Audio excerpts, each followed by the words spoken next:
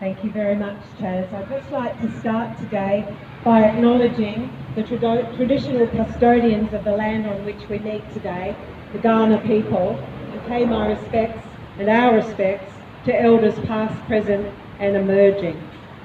And again, I'd like to reiterate our President's words to say thank you all so much for attending.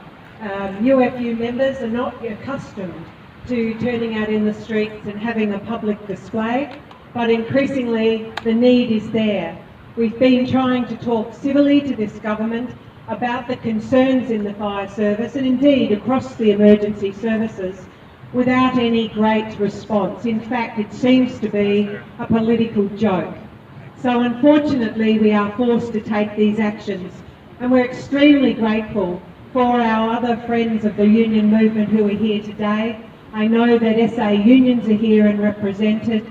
I know that our friends from the CEPU, from the CFMEU, and of course from the AMBOs are here today to join in and raise your voices as well against the disgusting behaviour of this government. Today we're launching our new campaign. Don't watch our firefighters burn. Help us to keep our community safe. We do that because firefighters simply don't have the resources and the equipment we need to keep South Australians safe and to ensure the safety of our firefighters. A large number of the trucks that our firefighters depend on are unreliable and often break down. Many of those vehicles are over 20-year-old and some are even over 30 and are riddled with faults. When they do break down, we have very few serviceable vehicles to take their place. Firefighters are worried if they put in an unserviceable vehicle that what they'll get is likely to be even worse, if indeed there's one available. The engineering department in the MFS, which looks after our trucks, has been reduced to a skeleton staff. And as the fleet ages and has more problems, the difficulties that we have is that they can't keep up even with the maintenance that's required and the servicing that's required, let alone the breakdowns and then dealing with the plethora of issues the trucks come in with. Many of our trucks still don't have the burnover protection systems that we've been promised. Yes, they're coming in wherever we occasionally get a new truck, and it's a bit of an interesting thing. There's a couple flowing through now before the election. They have the burnover protection, but the majority of our fleet still doesn't. Our country regions in particular need urgent funding to replace the old and outdated equipment, and they often lack the essential items like defibrillators that are supposed to be on every fire truck, and sometimes the chainsaws that if they are in a burnover and get locked in, they've got something to cut their way out. Some of our fire trucks in the regional areas are indeed over 30 years old and are in desperate need to be replaced. Many of our fire stations in urban and regional areas were built decades ago and are no longer fit for purpose. We keep hearing that they're going to be fixed up, they're going to be replaced. Just recently, the Marshall government's minister was down at St Mary's. How many years have we told that St Mary's is going to be replaced? Oh, we're being told it again.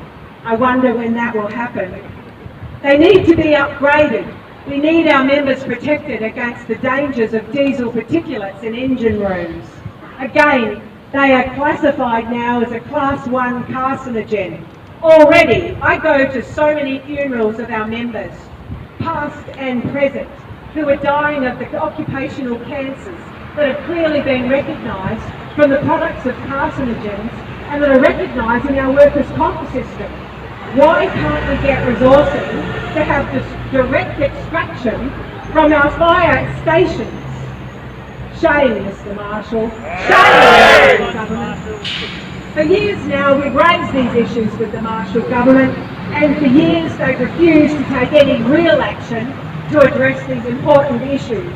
And now it's becoming And I don't wish to be alarmist, but it is becoming a matter of life and death. We've been lucky so far, and some of our firefighters are about to talk about just a couple of those issues, but I'm hearing of them weekly. Our firefighters are being let down by old, unreliable, outdated equipment, and one day it will cost someone their life. And that's why we're escalating this campaign. That's why, for the coming state election, we're calling on all political parties, the Liberals, Labor, the Greens and all the independents. We've been going around talking to them, and now we call on them to support our firefighters by supporting our 6 campaign asks, which are distilled down, and they really have had to be distilled.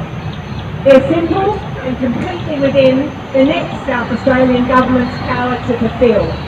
We're asking for 1, fire trucks that don't break down, an asset management and replacement plan, so that as the trucks near their age of 15 years, they are automatically funded and replaced. There's no begging exercise to go down and say, please can we have this essential vehicle, while the politicians have their cars delivered to them every 2 years without any argument or even having to put up a case.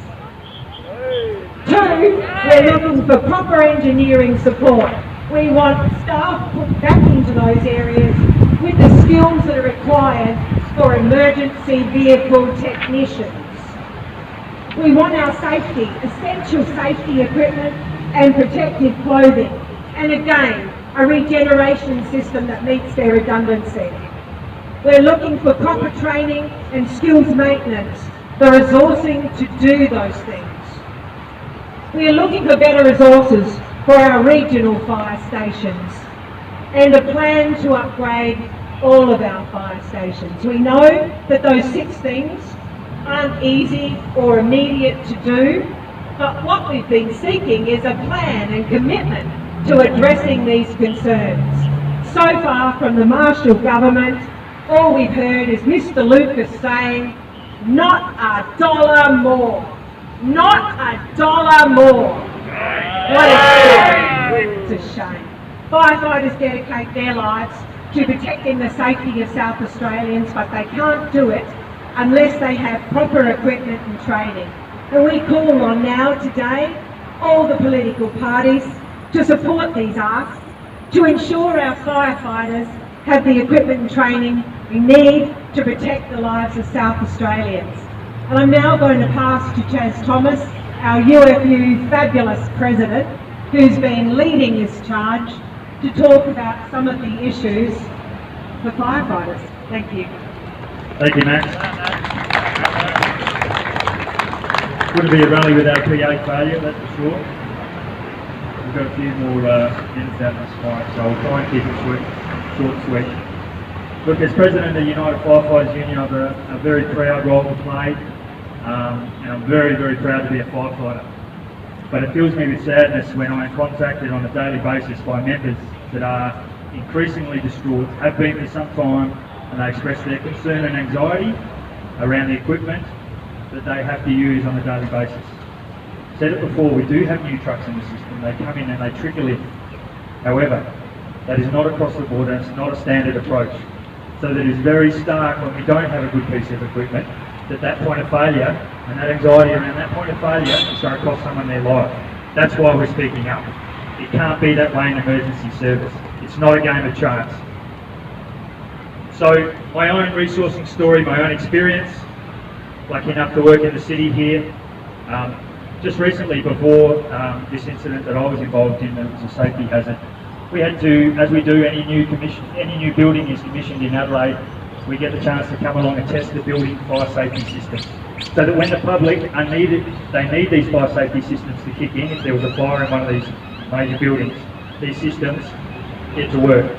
We arrive and we back up those systems with our pumps, and our firefighters get to work. We went to commission this system with the truck that we had, which was in very ordinary state of repair. We couldn't even fire up the pump to actually commission it. So we did what we are instructed to do, get another pump there, it'll be okay. That second pump arrived, wasn't okay, couldn't achieve the pressure. This is a building test, but the alarm bells are ringing straight away. If that was a going incident, what will we do? The third arrival truck, that's not good enough. The public expect us when we arrive, first arrival, to be there. And that's what this game of chance is about. Soon enough, the first arrival truck is going to be the one that fails, and that could cost someone their life. And that fills these people with anxiety. They don't want to do that. They're proud of their job. They're proud of the job that they try and provide for this state. So my own, not long after the booster test incident, working from the city centre, we got called out to a major industrial fire in Beacon. Fire going well, went third alarm. We had a lot of resources there, a lot of trucks there. So what I was working on was a 35-metre ladder over the fire, trying to get water on this incident. So at times 35 metres above the flames, smoke, doing my role as were many other firefighters that day. At one point I did have to move that ladder a lot closer to the ground when all of a sudden it did fail. Everything stopped working. I tried to use the safety systems to move away, didn't work either. I had no power, both those contingencies, the safety systems didn't work. I was only fortunate that day that I was close enough to be rescued by a ladder and manually hopped out and made my way to the ground. I can only think that that appliance I talk about is designed to rescue people if that building's on fire, is to make rescue effectively, get them out into the cage and down to the ground. If that was the time it was failing when, God help us if it was one of those people that we were trying to rescue, no names attached. If they were in that bucket at that time, once again, it could be catastrophic. The anxiety is real.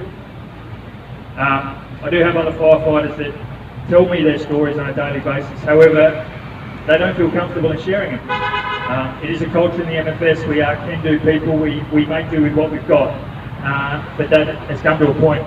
We're not comfortable standing up doing this. It's not in our nature. But we know we have to be heard, and that's why we stand up as one union voice. We'll rock up and do our best, but we can do it better, is what we're saying.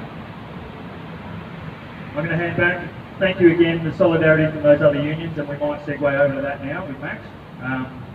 Thank you firefighters, brothers and sisters for coming out today. We've got a long way to go here, but we will be heard.